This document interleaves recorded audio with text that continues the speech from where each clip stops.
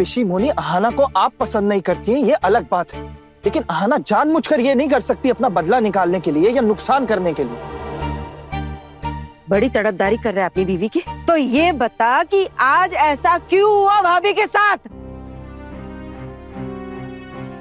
देख छोटू, तुझे इसे अपने सर पर चढ़ाना है चढ़ा, वो तेरा अपना मामला है, लेकिन हम इसके साथ यहाँ नहीं रह सकते। ये लड़की ना इस घर की बहू होने का हक खो चुकी है। पिशी मोनी चाची, एक बात कहूंगा, बुरा मत मानिएगा, माँ की तबीयत खराब है, अब आप ऐसे झगड़ेंगी तो तबीयत और बिगड़ सकती है। आप अभी ये सब छोड़ दीजिए प्लीज। आज से ये लड़की बड़ी मामी के पास बिल्कुल नहीं रहेगी।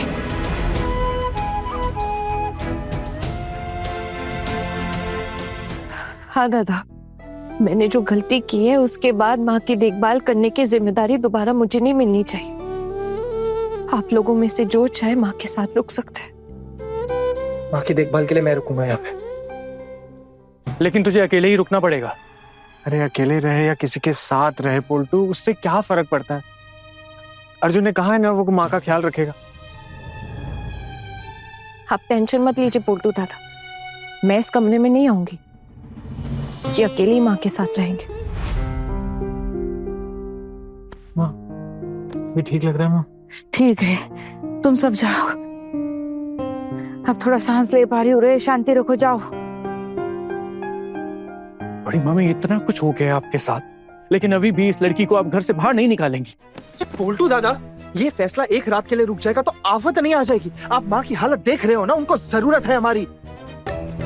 और आपकी खुशी के लिए ना मैं आना को कल ही उसके मायके छोड़ के आ जाता हूँ, ठीक है? आप खुश हैं? आप, मैं हाथ जोड़ रहा हूँ आपके आगे, प्लीज इस टाइम ये बात करना बंद कीजिए। देखिए आप लोग ऐसे लड़िए मत, बिना सोचे समझे किसी पे इल्जाम लगाना सही नहीं है। अभी तक तुम ये भी नहीं जानते कि यहाँ पे दवाई रखी किसने थी, जानबूझकर रखी थी या फिर कोई गलती से रख गया। बिना सब जाने किसी को भी कटघरे में खड़ा करना गलत बात है। वाह टुकुन वाह, तू अब भी इस लड़की के सपोर्ट में खड़ा है। अरे क्या काला जादू किया है क्या इस लड़की ने तुम सब पर? लेकिन एक बात तुम सब याद रखो, या तो इस घर में ये लड़की रहेगी या मैं रहूंगा। मैं अपनी आंखों से इस लड़की को, मेरे घर को, मेरे परिवार को बर्बाद करते हुए नहीं देख सकता। पोल्टू दादा, अभी आपकी खुशी के लिए मैंने ये बोला ना कि मैं आना को कल उसके मायके छोड़ आऊंगा, तो अब आपको क्या दिक्कत आ रही है? मैंने बोल दिया ना, आना को उसकी गलती की सजा मिलेगी। और आना, आपको भी एक बार माँ को दवाई देने से पहले देख लेना चाहिए था ना कि आप कौन सी दवाई दे रहे हैं। आप लोग यही समझ लीजिए कि मैंने माँ को मारने के लिए ये सब कुछ किया था। जो आप लोगों को सही लगे ना, आप लोग वही मान लीजिए।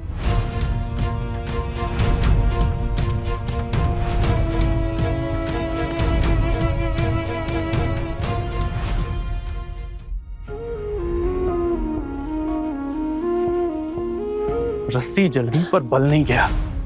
इतना सब कुछ हो जाने के बावजूद शर्म नहीं है जरा सी भी।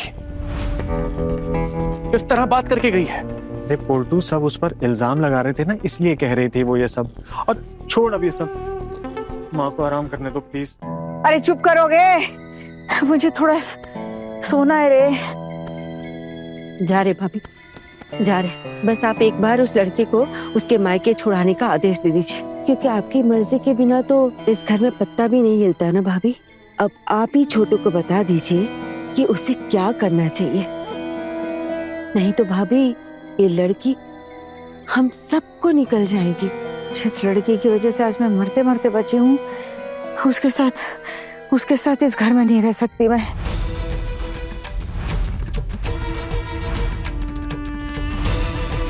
इसे निकाल दो, हटा दो इसे। ए छोटू, तू इस लड़की को कल सुबह ही इसके मायके छोड़ा। बहुत देख लिया रे, अब और कुछ नहीं सहना। इसके साथ कोई रिश्ता नहीं अब हमारा। अपने अब ऐसे सच जाने बिना कैसे किसी को सजा दे सकती है? हाँ मैं मानता हूँ कि उसने अपनी गलती मानी कि उसने बिना देखे आपको दवाई दे दी थी, लेकिन ये कोई क्यों नहीं सोच रहा है कि यहाँ पे लाके वो दवाई रखी किसने थी? अरे और कौन लाया होगा? वही लेकर आई होगी। मैं 100% निश्चित हूँ इस बात पे। माँ कुछ भी। कौन तुम्हारा काम पे जाने का समय हो गया रे।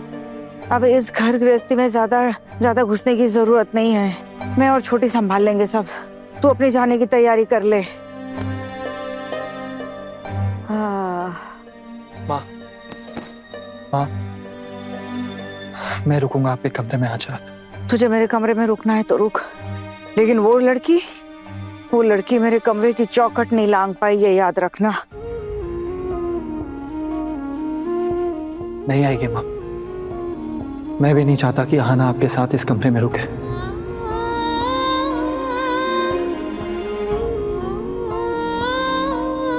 जाओ सब लोग अपने अपने कमरे में जाओ। यहाँ कोई शोर शराबा नहीं चाहिए रे।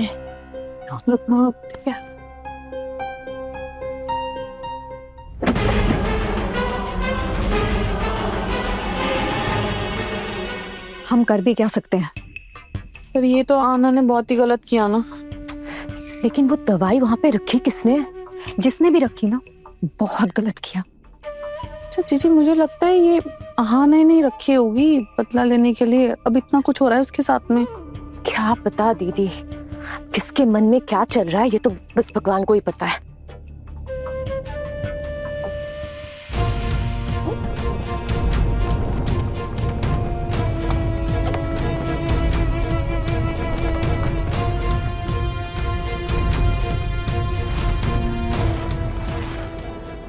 मेरी वजह से आप लोगों को इतनी परेशानी हुई, हो सके तो मुझे माफ कर दीजिएगा।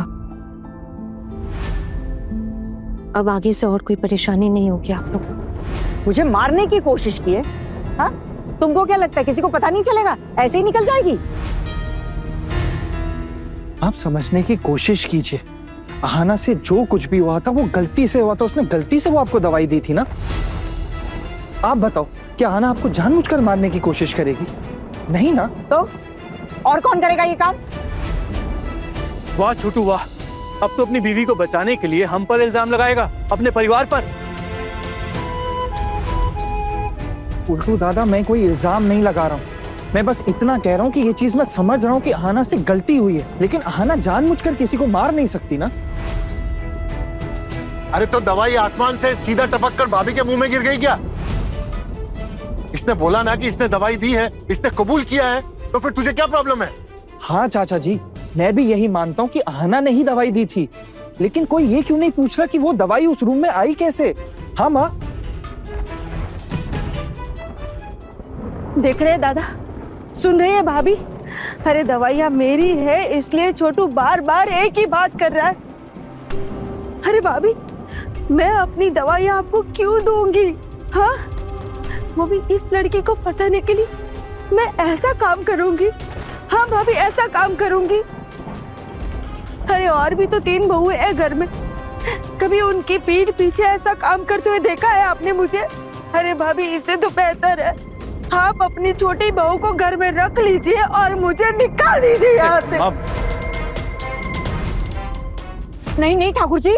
मामा आप शांत हो जाइए, आप बैठिए बैठिए। और सिर्फ आप थोड़ी ना हैं जो ये गोली खाती है। अरे और भी बहुत लोग हैं जो नींद की गोलियां लेते हैं। ये भी तो हो सकता है कि इसने आपकी नींद की दवाइयां देखकर ही मेडिकल स्टोर पे जाके ऑर्डर की हो। बड़ी मामी को मारने की कोशिश की है इसने। उसमें से सिर्फ 2 टैबलेट दी ताकि बड़ी मामी को बिल्कुल भी शक ना हो। देने को ये सारी की सारी टैबलेट दे सकती थी। सब कुछ प्लान किया है इसने। उल्टू दादा,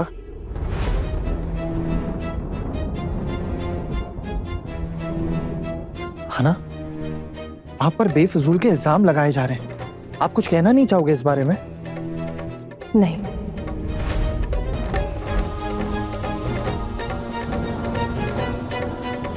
इसका मतलब है आपको ये इल्जाम कबूल है? मेरे मानने या ना मानने से क्या फर्क पड़ जाएगा? यहाँ पे कोई भी मेरा भरोसा तो नहीं करेगा ना। तो जो इल्जाम मेरे ऊपर लगे उन्हें कबूल करने के सिवा मेरे पास और कोई रास्ता भी नहीं है। आहाना, माँ के साथ तो कमरे में तुम रहती थी ना, तुम्हारे मन में ये सवाल नहीं आ रहा है कि वहां ये नींद की गोलियां पहुंची कैसे?